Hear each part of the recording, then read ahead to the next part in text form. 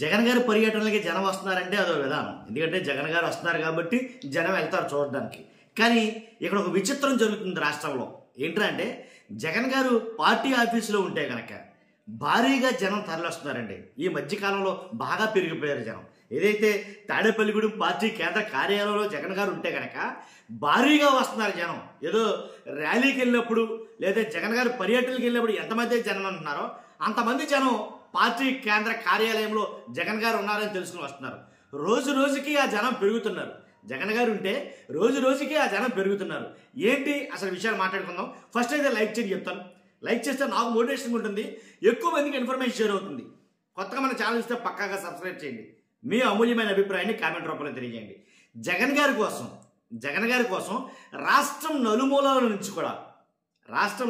నుంచి కేంద్ర పార్టీ ఏదైతే కార్యాలయం ఉందో తాడేపల్లిలో అక్కడికి జనం అయితే కనుక భారీగా తరలి వస్తున్నారు. ఆల్రెడీ కొన్ని వీడియోలు అయితే కనుక చూస్తున్నాం మనం. కానీ జనం ఏ స్థాయిలో అక్కడికి వస్తున్నారు అనేది. కాకపోతే ఆ వచ్చే జనం అందరం ఏదో ఆయన నియోజకవర్గానికి సంబంధించిన ప్రజలు అనుకుంటే పొరపాటే. ఎందుకంటే రాష్ట్రం నలుమూల నుంచి జగన్ గారి దగ్గరికి వస్తున్నారు. ఇక పార్టీ ఆఫీసులో ఉంటేనే అంత జనం ఏంట్రా బాబు అన్నట్టుగా వస్తున్నారు. నిజం మాట్లాడాలంటే ఏదో పర్యటనకి వెళ్తే ఇప్పుడు చాలామంది నాయకులు ఉన్నారు అదే ఆంధ్రప్రదేశ్లో. చాలామంది పర్యటనకి వెళ్తే పెద్ద జనమే ఉండలేదు అసలు. కానీ జగన్ గారి పర్యటనకి వెళ్తే ఆ జనం ఏ లెవెల్లో ఎంత దారుణంగా జనం వస్తున్నారో చూడొచ్చు. కానీ అదంతా ఒక ఎత్తు అయితే జగన్ గారు పార్టీ ఆఫీసులో ఉన్నారని తెలిసి తండోపు తండాలుగా జనం భారీగా రావడం నిజంగా ఆశ్చర్యాన్ని కలిగిస్తుంది. నిజం. ఎందుకంటే ఇప్పుడు ఒకటి ఆయన ముఖ్యమంత్రి కాదు, రెండు ఆయన అధికారంలో లేడు. ఎమ్మెల్యేగా అధికారం ఉండొచ్చేమో కానీ ముఖ్యమంత్రి అయితే కాదు. కానీ అధికారంలో లేని ముఖ్యమంత్రి దగ్గరికి అంతమంది జనం తండోపు తండాలుగా వస్తున్నారంటే ఆలోచించాల్సిన విషయమే. మీరు నేను ఆలోచించడం కాదు, ఈ విషయం గురించి ఎక్కువగా కూటమి ప్రభుత్వం ఆరా తీస్తుందట, ఎక్కువగా ఆలోచిస్తున్నారట కూటమి నాయకులు. కాబట్టి జగన్ గారి దగ్గరికి అంతమంది జనం ఎందుకు వస్తున్నారు, ఏం ఆశించి వస్తున్నారు? ఆయన ముఖ్యమంత్రి కాదుగా, అధికారంలో లేడుగా ముఖ్యమంత్రిగా. కాబట్టి ఇప్పుడు ఏంటి అంతమంది జనం రోజు రోజుకి ఆ జనం పెరుగుతున్నారేంటి అని అయితే ఆయనకు వచ్చే జనంలో రెండు రకాలు ఉంటారు. ఒకళ్ళు సమస్యలతో వచ్చేవాళ్ళు అయితే, రెండో వాళ్ళు సంతోషంతో వచ్చేవాళ్ళు. ఒక కేటగిరీ వాళ్ళకుండే సమస్యలతో వచ్చేవాళ్ళు అయితే, రెండో కేటగిరీ సంతోషంతో వచ్చేవాళ్ళు.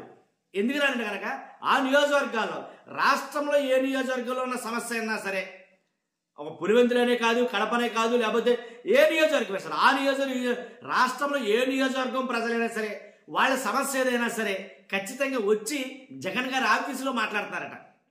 ఆయన చెప్పుకున్నారంట తమ కష్టాలు, తమ నష్టాలు, తమకు వచ్చిన సమస్యలు జగన్ గారికి చెప్పుకున్నారంట.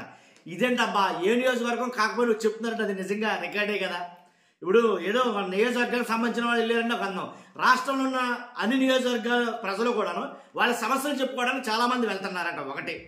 తర్వాత రెండు, సంతోషంతో జగన్ గారిని చూడడానికి వెళ్ళే వాళ్ళు కూడా చాలామంది ఉన్నారు. అదో కేటగిరీ. కాబట్టి సమస్యలతో వచ్చే వాళ్ళకి వాళ్ళ సమస్యలు సానుకూలంగా స్పందించి వాటికి పరిష్కార దిశగా మార్గాలు అయితే కనుక అన్వేషించి చేస్తున్నారో అని అయితే మాట్లాడతారు. కాబట్టి ఖచ్చితంగా అంటే మ్యాక్సిమం వచ్చిన జనం అంతా కూడా సంతోషంగానే బయటికి వెళ్ళేలాగా అక్కడ ఏర్పాట్లు అయితే జరుగుతున్నాయి. రాష్ట్రంలో ఏ మూలన ఏ సమస్య ఉన్నా సరే దాని మీద వెంటనే స్పందిస్తున్నాడు జగన్ గారు. కానీ దానికి సంబంధించిన ఆ నియోజకవర్గపు మాజీ ఎమ్మెల్యే తోటి దాంతో మాట్లాడడం, ఆ ఎమ్మెల్యేని ఖర్చు లైన్లోకి తీసుకోవడం, మాజీ ఎమ్మెల్యే అయినా సరే ఏంటి ఇక్కడ సమస్య ఉందంట, ఏంటి పరిస్థితి అని మాట్లాడి ఆ దిశగా అక్కడ ఎంతవరకు దాన్ని న్యాయం చేయగలం, ఎంతవరకు దాని మీద పోరాడగలం అనే దాని మీద అయితే కొన్ని పరిష్కార మార్గాలు కనుక్కుంటున్నారట. అంతేకాదు ఇంకోటి ఏంటంటే ఇప్పుడు ఎక్కువగా జరుగుతున్న కేసులు, కూటమి ప్రభుత్వంలో జరుగుతున్న కేసులు ఏదైతే అక్రమ కేసులు అనుకోవచ్చు, లేదా జగన్ గారి గురించి చెప్పినా, జగన్ గారి గురించి మాట్లాడినా, జగన్ గారి విషయంలో ఏదైనా అన్నా సరే కొన్ని కేసులు అయితే కనుక నడుస్తున్నాయి. ఆ కేసుల విషయంలో వాళ్ళతో కూడా మాట్లాడడం, ఇలా 1-2 కార్యక్రమాలు కాదు చాలా కార్యక్రమాలు అయితే పార్టీ ఆఫీసులో నడుస్తున్నాయి. అందుకనేమో ఇలా బారుగా నేను వెనకాల ప్లే చేస్తున్నాను, ఆ వీడియో చూస్తా ఉంటే మీకు అర్థమవుద్ది. కానీ చూసారుగా ఎంతమంది జనం వస్తున్నారో, బారుని నిలబడి ఉన్నారు ఆయన లైన్లో, క్యూ లైన్లో. ఏదో దేవుడి దగ్గరికి వెళ్ళే భక్తుల్లాగా, దర్శించుకోవడానికి వెళ్ళే భక్తుల్లాగా ఎంతమంది జనం ఉన్నారు చూసారుగా.